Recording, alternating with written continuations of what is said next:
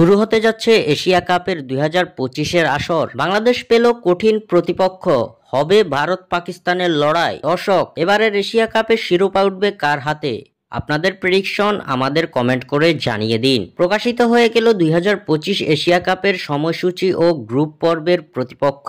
Asia কাপের 17তম আসরের সংস্করণটি অনুষ্ঠিত হবে টি-20 ফরম্যাটে। 2025 এশিয়া কাপ আসরে অংশ নিবে মোট 8 দল। 8 দলের অংশগ্রহণে সংযুক্ত আরব আমিরাতে 2 ভেন্যু দুবাই ও আবুধাবিতে অনুষ্ঠিত হবে এশিয়া কাপের ম্যাচগুলো।